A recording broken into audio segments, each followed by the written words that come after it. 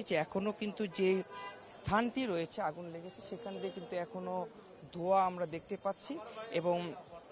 এই যে অংশটুকু রয়েছে তার চারপাশে কিন্তু জনসাধারণের চলাচল একেবারে বন্ধ করে রেখেছে। আইন শৃঙ্খলা বাহিনীর সদস্যরা রয়েছে, ফায়ার সার্ভিসের সদস্যরা রয়েছে,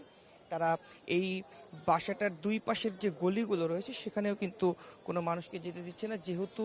এইটার ভিতরে প্রচুর পরিমাণে কেমিক্যাল রয়েছে যার ফলে কিন্তু এখনও মাঝে মাঝে ধোঁয়া উঠছে এবং ফায়ার সার্ভিস থেকে গতকালকে বলাই হয়েছে কেমিক্যাল থাকার কারণে কিন্তু মাঝে মাঝে সেখান থেকে আগুনের উৎপত্তি হচ্ছে, যার ফলে কিন্তু তারা এই জায়গাটি এখনো পুরোপুরি আগুন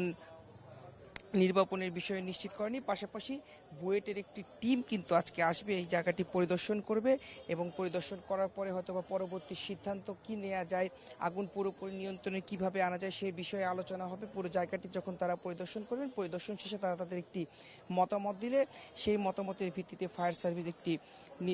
সিদ্ধান্ত নেবেন। এবং পাশাপাশি কিন্তু যারা এই ঘটনায় যারা মৃত্যুবরণ করেছেন তাদের প্রত্যেকের মরদেহ কিন্তু ঢাকা মেডিকেলের মর্গে রয়েছে, সেখানে